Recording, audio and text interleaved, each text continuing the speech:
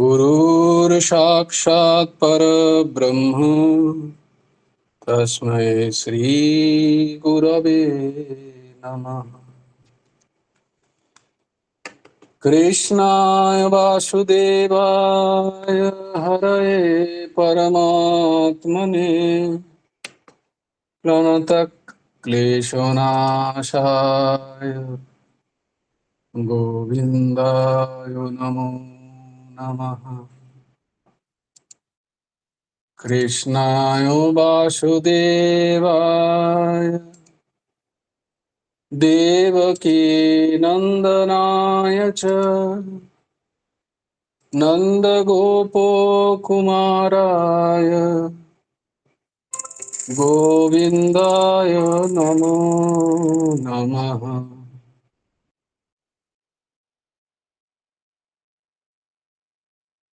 वसुदेवं सुतं देवं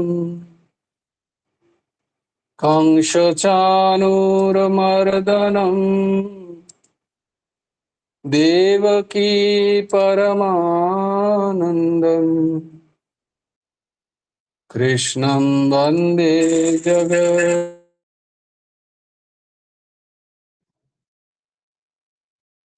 শ্রী গুরুদেবের অপার অহৈতুকী দয়া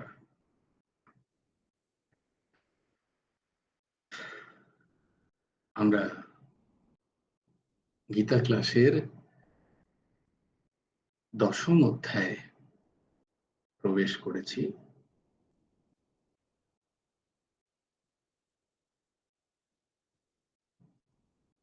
গত পরশু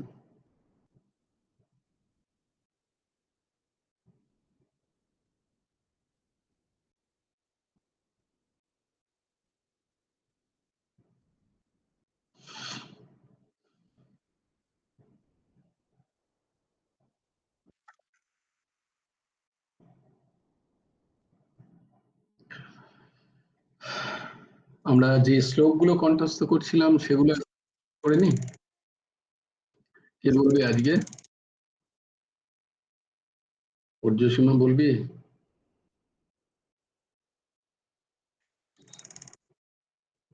বলো।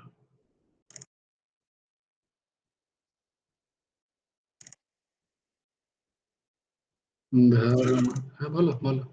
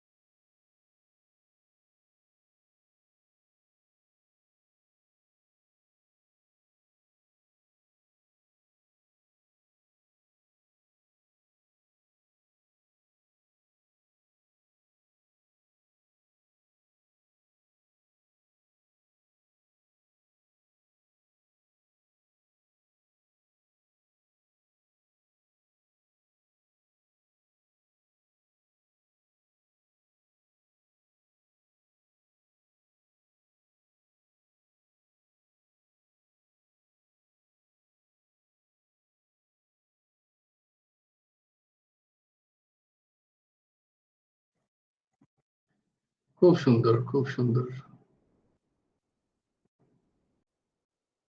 Very good. আস্তে আস্তে আমাদের এটাকে আরো ইমপ্রুভ করতে হবে। হুম, বিসর্গগুলোর একটু খেয়াল রাখতে হবে, দন্তস্ব তালব্য এর খেয়াল রাখতে হবে, দন্তন্য মূর্ধন্য এর খেয়াল রাখতে হবে। হুম, এগুলো একটু আমাদের দেখে আমরা আরো পলিশড হবো আস্তে আস্তে, সুন্দর যাতে উচ্চারণ আমাদের হয় সেই চেষ্টা করতে হবে। তাহলে আমরা ছিলাম শ্রীমদ্ ভগবদ গীতার 10ম অধ্যায়ের প্রথম শ্লোক আমরা করেছি, তাই না? আজকে আমরা দ্বিতীয় শ্লোক করব। আমার সাথে সাথে তোমরা উচ্চারণ করো। নামে বিদুঃ সুরগণঃ প্রভবং ন মহর্ষয়ঃ। নামে বিদুঃ সুরগণঃ প্রভবং ন মহর্ষয়ঃ। অহম আদির্হি দেবানাং মহর্ষিণাং চ সর্বশঃ। অহম আদির্হি দেবানাং মহর্ষিণাং চ সর্বশঃ। ন মে বিদুঃ সুরগণাঃ প্রভবং ন মহর্ষয়ঃ। অহম আদির্হি দেবানাং মহর্ষিণাং চ সর্বশঃ। মে আমার, জয় সুরগণা দেবতাগণ, ন বিদুঃ জানেন না, মহর্ষয় মহর্ষিগণ, ন জানেন না, হি কেননা, সর্বশঃ সর্বপ্রকারে, অহম আমি, দেবনাম দেবতাদের, চ এবং মহর্ষিণাম মহর্ষিদের আদি আদি কারণ। ভগবান বলছেন আমার উৎপত্তির বিষয়টি দেবগণ বা মহর্ষিগণ কেউই জানেন না, কারণ সর্বপ্রকারেই আমি দেবতা ও মহর্ষিদের আদি কারণ। দেখো প্রথম শ্লোকে ভগবান কি বলছেন, যে আমি তোমাকে একটি পরম পরম বিষয় তোমাকে শোনাবো। আমি যেটা বলতে চলেছি,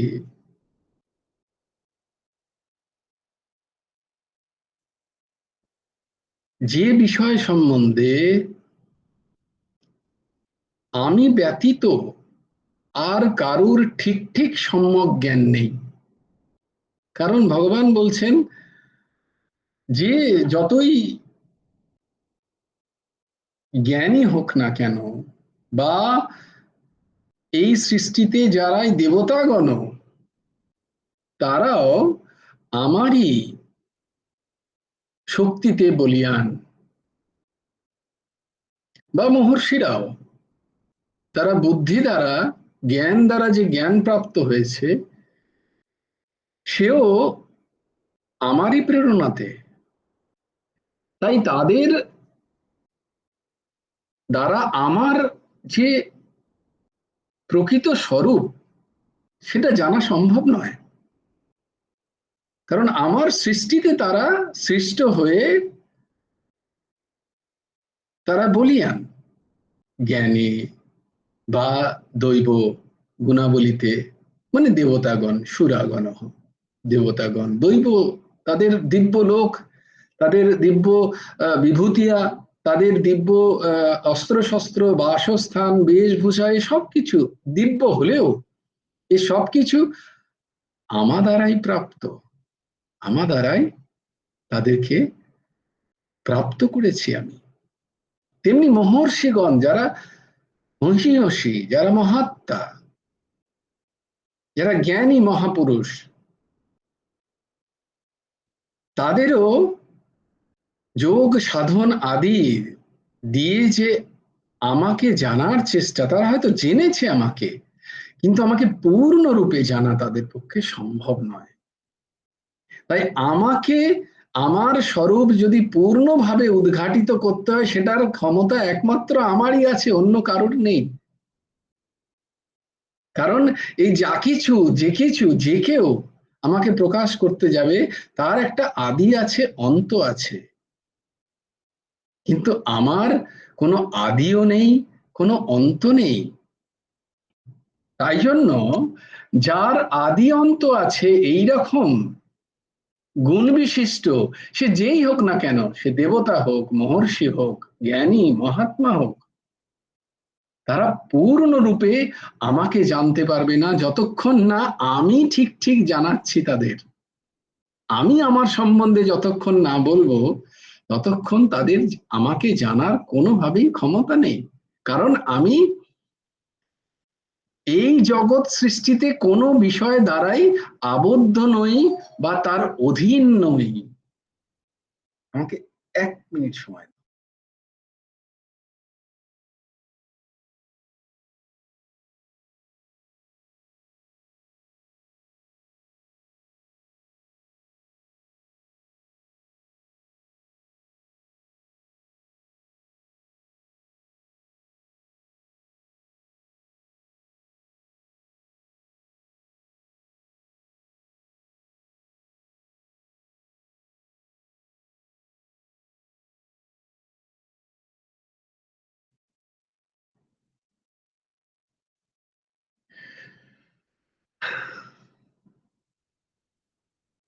খুব দুঃখিত, আসলে অফিস থেকে তখন বেরিয়েছি প্রায় 9টা বাজতে, এই 10টা বাজতে 5। তো ওখান থেকে ফোন করে বলতে হলো খাবারের কথা, নাহলে খাবার পাবো না। তো আর এসে ক্লাসে বসতে হবে, এরপরে যদি যাই তাহলে আমাকে খাবার দেবে না।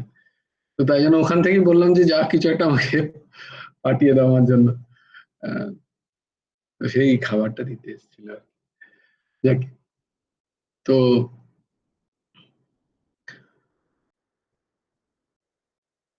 তো ভগবান এখানে বলছেন যে দেবতা মহর্ষি এদের কথা বলছেন কেন? কারণ আমাদের চিত্তে এরাই সব থেকে উচ্চ পদাধিকারী।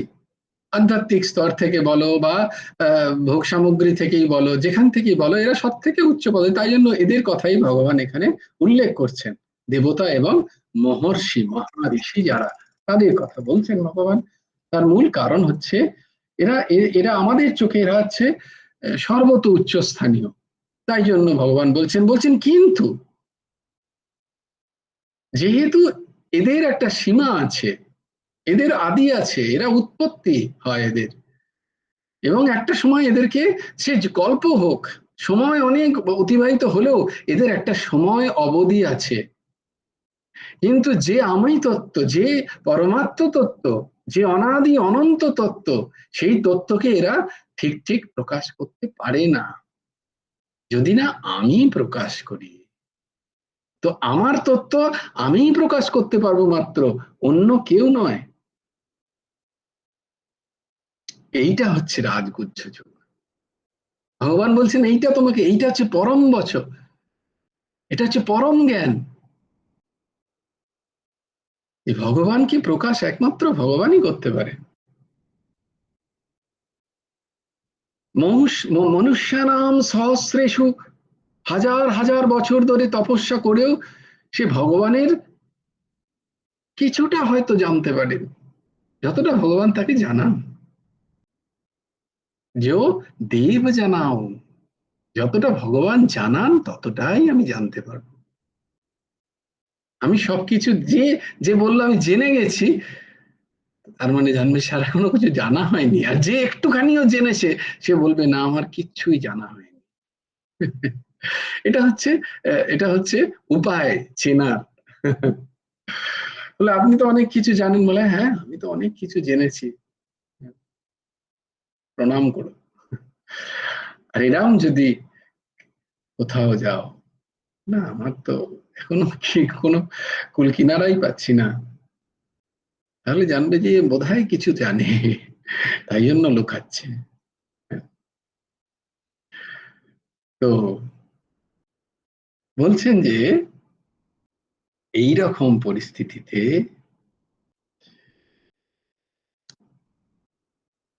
তাহলে আমি কাকে যাব, কার কাছে যাব? এমন কার কাছে আমি যাব যেখানে গেলে আমি ভগবানের সম্বন্ধে হয়তো তারও পূর্ণ সম্বন্ধে ভগবত তত্ত্ব সম্বন্ধে তারও হয়তো পূর্ণ জ্ঞান নেই, কিন্তু তার যে কিছুটা আছে সেই বোধ আমি কি করে করব? ভগবানকে প্রশ্ন করা হচ্ছে। কারণ যে দেবতা মহর্ষিগণ ভগবানের প্রকটিত হওয়ার বিষয়ে সম্পূর্ণভাবে জানেন না, জানেন কিছুটা, জানেন তত্ত্ব থেকে, শাস্ত্র থেকে, আলোচনা থেকে, নিজের উপলব্ধি থেকে, দর্শন থেকে জানেন হয়তো, কিন্তু সম্পূর্ণ নয়। তাহলে মানুষ ভগবানকে কিভাবে জানবে? তুমি বলছো যে আমাকে জানলে, ওই দেখো যে শ্লোকটা বললেন তখন, যে আমাকে যে জানবে তার কল্যাণ হয়ে যাবে। বলে সামান্যতম যদি জানো তাহলে কল্যাণ হবে, তাহলে জানবো কি করে? তো পরবর্তী শ্লোকে ভগবান তার উপায় বলে দিচ্ছেন, যে এই উপায় তুমি আমাকে জানতে পারবে। আগে এইটা জানো, এইটা জানো, তবে গিয়ে তুমি আমার জানার খানিকটা হয়তো বুঝতে পারবে, জানতে পারবে, চেষ্টা হবে তোমার। আগে এটা জানো। কি না, 3 নম্বর শ্লোক।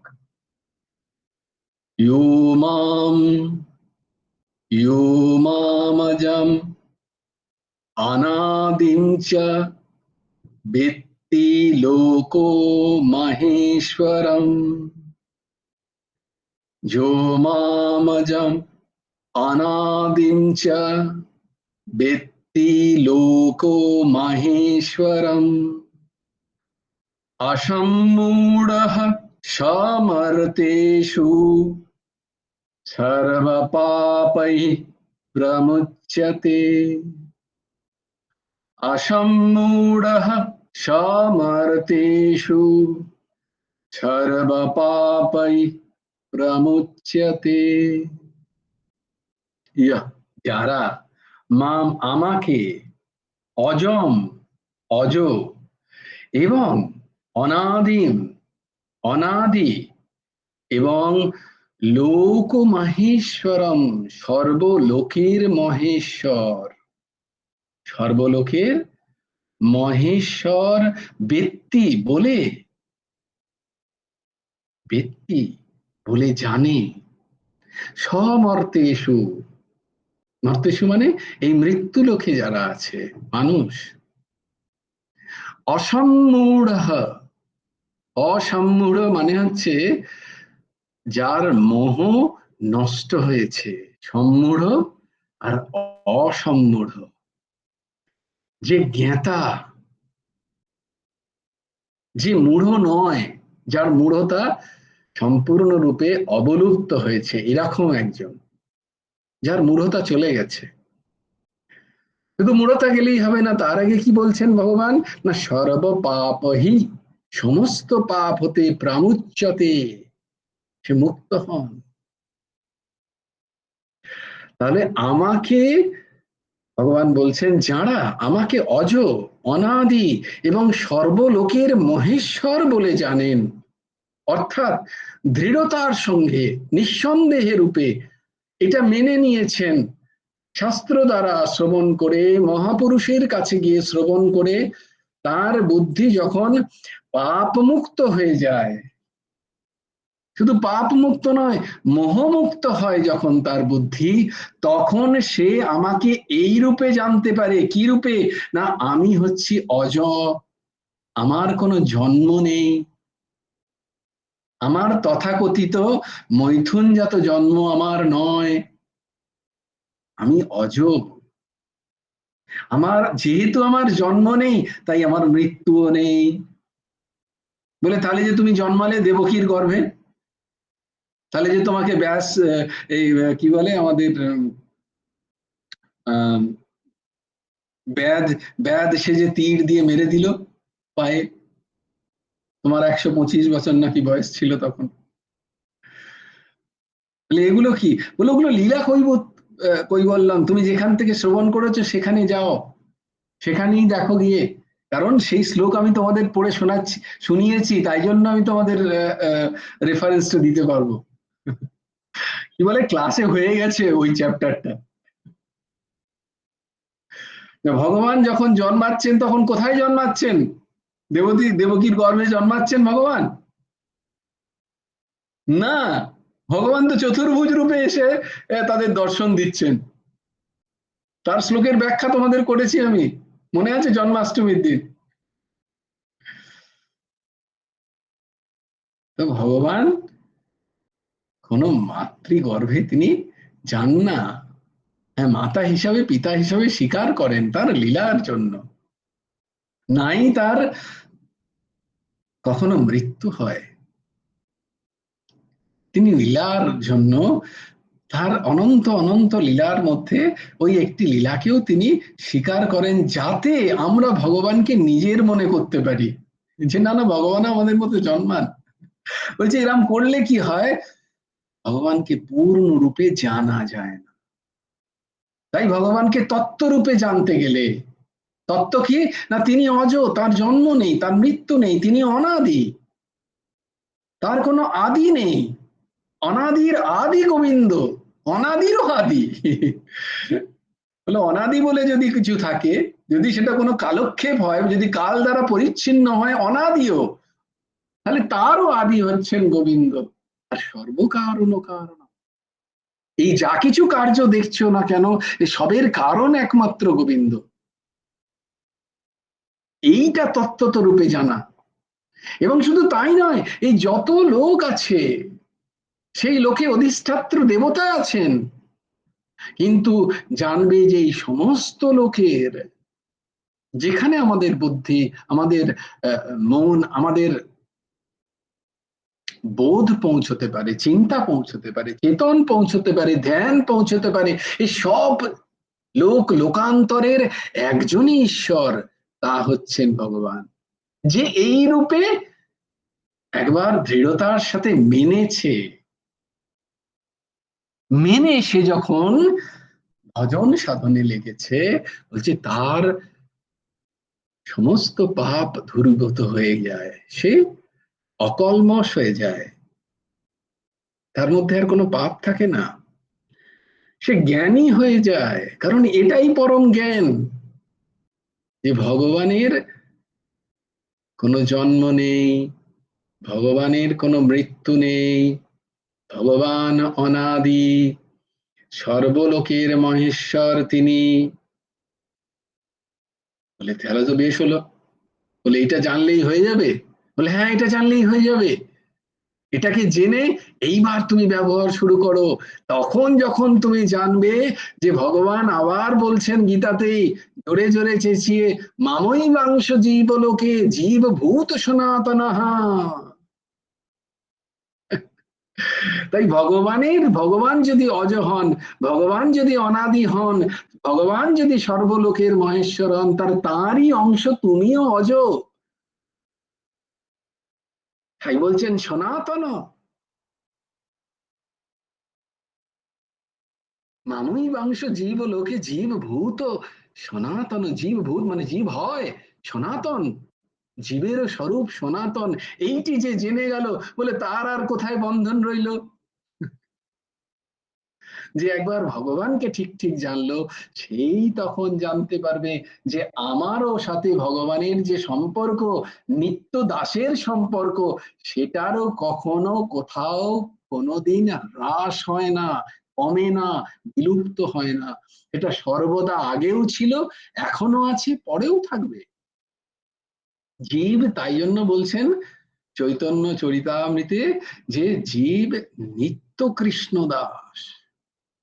যেমন কৃষ্ণ নিত্য, তেমনি জীব নিত্য। জীবের সাথে কৃষ্ণের সম্পর্কে কি, সে নিত্য কৃষ্ণ দাস। কত সোজা। আমরা তাই জন্য দাস ভাবে সংসার করি।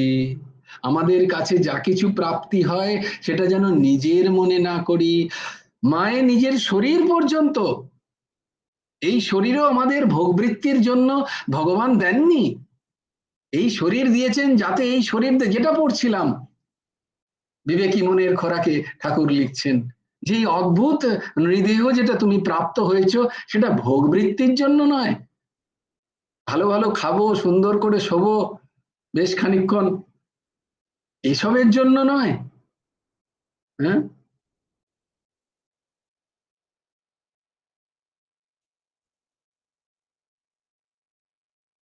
এসবের জন্য মনুষ্য শরীর প্রাপ্ত নয়। তাই এই শরীরও তোমাকে দিয়েছে, তোমার নয় এই শরীর। বলে আমার কি জানো, ইটস মাই লাইফ, এটা আমার জীবন, আমি আমার মতো কাটাবো। না না না, এর জন্য ভগবান তোমাকে দেননি শরীর তোমার মতো কাটানোর জন্য। তোমার শরীরই নয় এটা। কোথা থেকে পেলে এই শরীর? কোন অহংকারে, কোন গর্বে এটা বলতে পারো যে এটা তোমার জীবন? জীবন তো পেয়েছো মাতৃপিতৃ থেকে, অ্যাটলিস্ট সেখানে তো মাথা নত করো।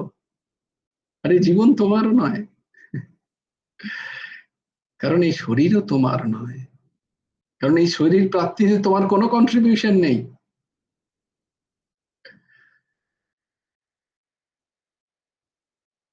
তো ভগবান বলছেন এত সুন্দর শরীর প্রাপ্তির একমাত্র উদ্দেশ্য হচ্ছে ভগবৎ প্রাপ্তি।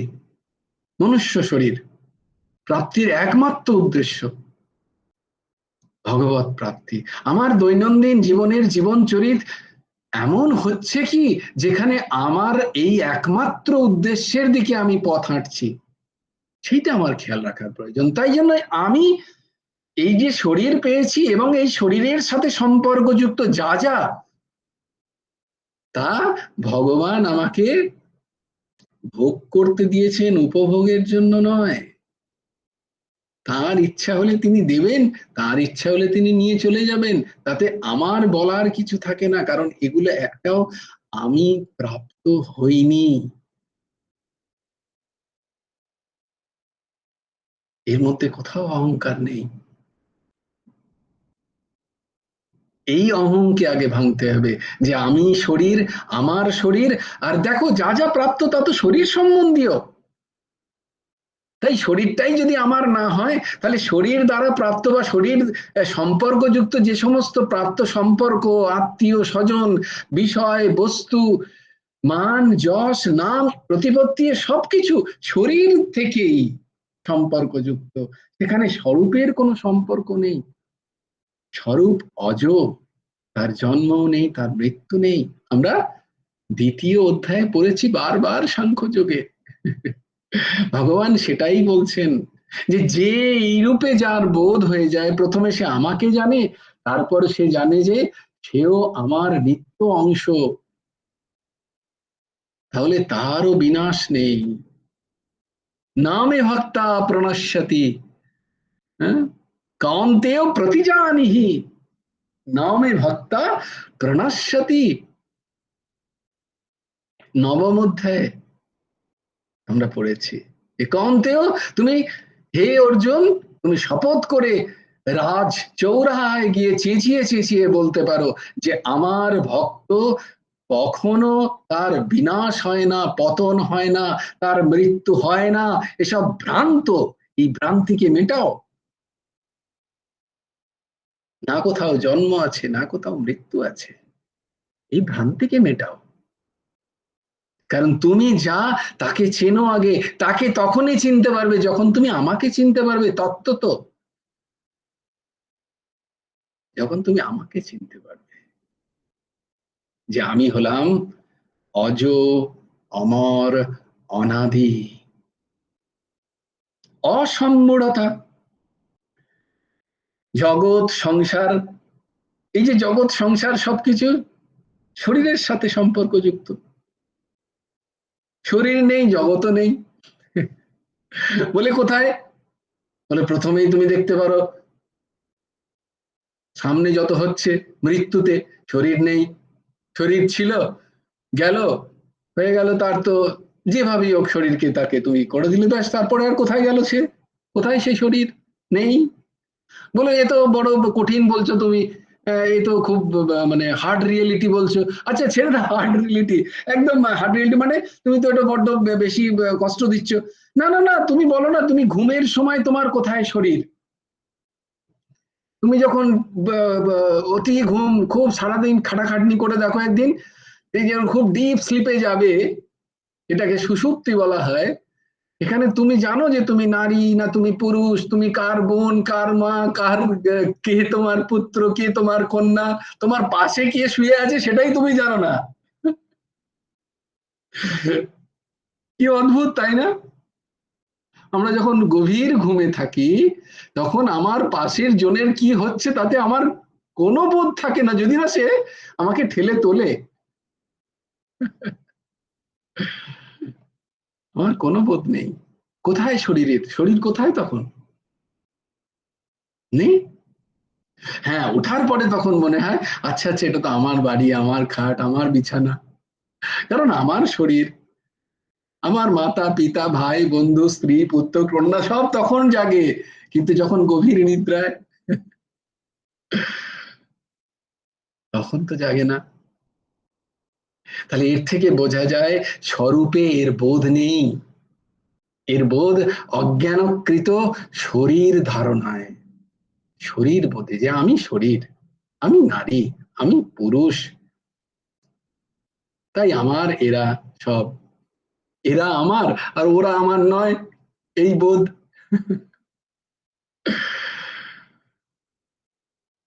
তাই চিরকাল এই জগৎ সংসার থাকে না। কেন থাকে না? কারণ যেই জগৎ সংসারের সাথে সম্পর্কযুক্ত যে শরীর, সেও চিরকাল থাকে না। কারণ স্বাভাবিকভাবেই একটা উদাহরণ, ছোটবেলায় যে শরীর ছিল সেই শরীর 10 বছর পরে কেউ চিনতে পারে না, 10 বছর পরের যে শরীর সেটা আবার 20 বছর পরের শরীর আর কেউ যদি সে না দেখে। আমরা যেহেতু একজনকে কন্টিনিউয়াস সবসময় দেখতে থাকি তাই আমি বলি আরে তুই তো, কিন্তু তুই কত বদলে গেছিস। কিন্তু এটাই যদি 10 বছর পরে কারোর সাথে দেখা হয়, আরে আমি তো তোকে চিনতেই পারিনি, দেখো বলে কি বলে না, তুই এত বড় হয়ে গেছিস, এত পাল্টে গেছিস। দেখো অদ্ভুত ব্যাপার, যে শরীরকে আমি চিনতাম সেই শরীর এখন আর আমার সামনে নেই, তাহলে সেই শরীরটা কোথায় গেল?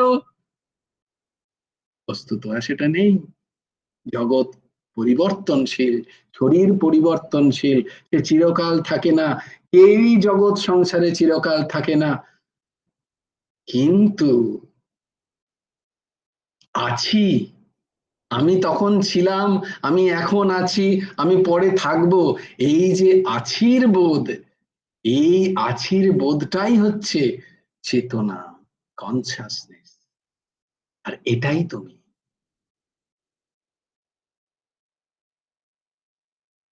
কারণ পরমাত্মার যে অংশ তুমি, তাই জন্য তোমার মধ্যেও এই বোধ আছে যে তুমি আছো।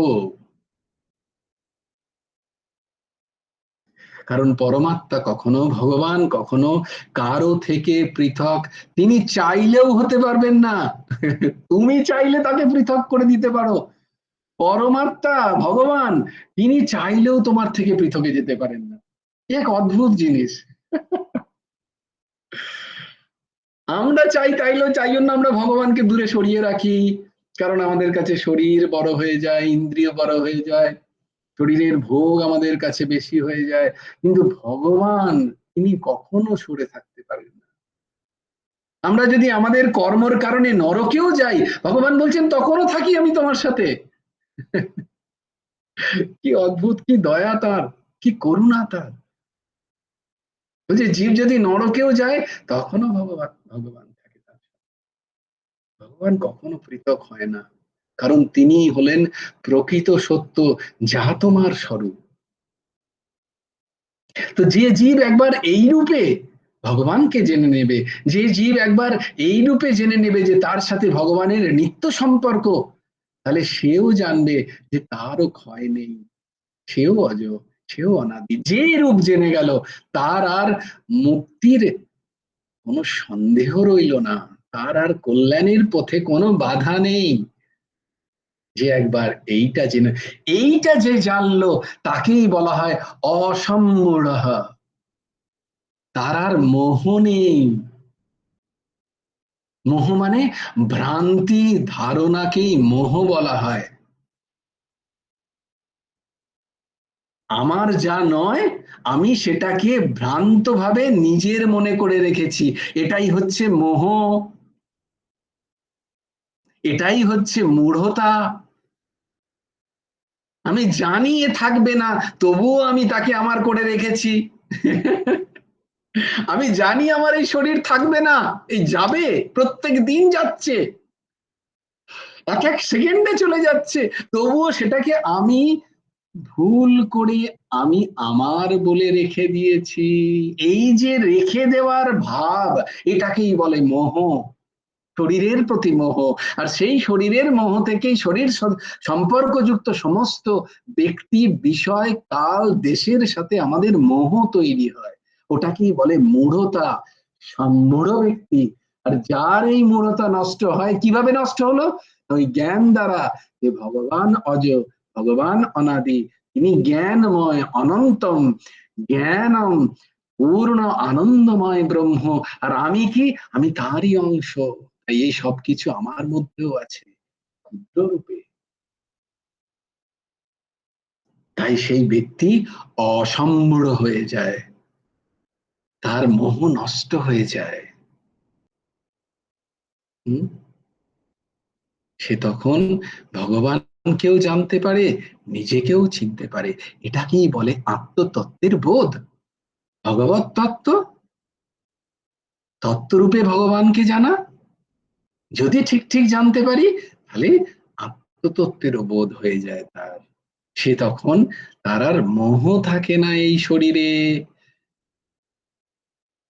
এবং শরীরযুক্ত কোনো বিষয়েই তার আর মোহ থাকে না, সে অসম্মূঢ় হয়ে যায়। সমর্তেষু সর্ব পাপহি প্রমুচ্যতে। কারণ কারুর যদি এই শরীরের আপনত্ব, মমত্ব, মহত্ব বুদ্ধি না থাকে, তাহলে তার সেই শরীর দ্বারা সংগঠিত সমস্ত পাপ হতে সে মুক্ত হয়ে যায়। তার সঞ্চিত কর্ম এবং ক্রিয়াশীল কর্ম ভস্মীভূত হয়ে যায়। প্রারব্ধের কারণে যে শরীর পেয়েছো সেটা তো ভুগতেই হবে, কিন্তু তার সঞ্চিত কর্ম, আর তার পুনর্জন্ম হয় না। সেই জীবের আর অন্য শরীর গ্রহণ করতে হয় না, কারণ তত্ত্ব তো সে নিজেকে জেনে নিয়েছে, সে নিজের উৎপত্তি স্থলকে জেনে নিয়েছে তত্ত্ব তো। তাই সে যেখান থেকে উৎপত্তি, সেই ভগবত তত্ত্বকে জানার কারণে তার কাছে আত্মতত্ত্ব এখন উদ্ঘাটিত, সে এখন বোধ সম্পন্ন, সে এখন অসম্মূঢ়। আমাদের রাস্তা কোথায়? আমাদের এই যে আমরা যেটা করছি তার সেটা কি করছি না, মূঢ়তা থেকে অসম্মূঢ়র পথে যাওয়ার চেষ্টা করছি। আমরা মূঢ় হয়ে আছি, আমরা আমাদের শরীরকে সত্য বলে মেনে নিচ্ছি, আমরা আমাদের শরীরকে নিজের বলে মেনে নিয়েছি। এই শরীরে আমার অহম, মানে আমি এই শরীর, এই বোধ, আর এই শরীরে আমার মমত্ব বুদ্ধি, আমার শরীর, এই দুটো বোধ, আমি এই শরীর এবং আমার শরীর, এই বোধে যে অজ্ঞানের একটা জাল বিছিয়ে রেখেছি আমি চারিদিকে, সেই জাল কাটার একমাত্র উপায় হচ্ছে এই সৎসঙ্গ, ভগবানের এই বাণী স্বরূপ, যার চর্চা, মনন এবং নিধিধ্যাসন। শ্রবণ করলাম, এবার একটু মনন করব, ভেবে দেখবো কথাগুলো, এই কথাগুলো ভগবান কি ঠিক ঠিক বলছেন। আমরা অতি বুদ্ধিমান না, হট করে মেনে নিতে চাই না। মেনে নিলে তো ল্যাটাই চুকে গেল, সঙ্গে সঙ্গে তুমি বলে মেনে নাও, ব্যাস সঙ্গে সঙ্গে তুমি মুক্ত। কিন্তু না, না, না, অত সোজা আমি মেনে নেব? আমার বুদ্ধি আছে না, আমি সব থেকে বুদ্ধিমান জীব এই লোকের, আমি বুদ্ধি দ্বারা বিচার করবো। বলে করো তাহলে, করো, তোমার জ্ঞান লাগাও, তোমার বুদ্ধি লাগাও, তোমার বিবেক লাগাও, বিচার লাগাও, দিয়ে করো যেটাকে আমি বলছি, যে হ্যাঁ বসো মনন করো, বলছি তো মনে মনে সব বিচার করো, আমি তো বলছি না মেনে নাও। তো শ্রবণ, মনন, তারপরে নিধিধ্যাসন। আচ্ছা মেনে নিয়ে এরপরে তো আচরণটা করো। যখন মেনে নিলে তারপরে তো আচরণটা শুরু করো।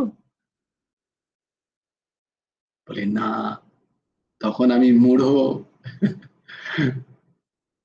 না না, আমরা মূঢ় থেকে অসম্মূঢ়র দিকে যাব। হ্যাঁ, আমরা অন্ধকার থেকে আলোর দিকে যাব, আমরা অজ্ঞান থেকে জ্ঞানের দিকে যাব, আমরা মৃত্যুর থেকে অমৃতের দিকে যাব। তবেই আমাদের মনে শান্তি শান্তি শান্তি আসবে। জয় জয় শ্রী রাধে, জয় জয় শ্রী সীতারাম, হর হর মহাদেব। ভজ গুরু হেমন্ত দেব রাধে শ্যাম, জপ হরে কৃষ্ণ হরে রাম। जय जय श्री राधे, जय जय श्री राधे, जय जय श्री राधे। हरि बोलो, हरि बोलो, हरि हरि बोलो। जय गुरुदेव, जय गुरुदेव, जय गुरुदेव। जय जय परमहंस ठाकुर श्री श्री हेमंत देव जियोर जय। जय गुरु राधे श्याम, राधे श्याम राधे श्याम, श्याम श्याम राधे राधे, राधे कृष्ण कृष्ण कृष्ण राधे राधे। जय गुरु राधे श्याम, श्री गुरार्पणमस्तु, श्री हेमंत देवार्पणमस्तु। জয় গুরু রাধে শ্যাম। সবাই ভালো থেকো, সুস্থ থেকো, সুন্দর থেকো।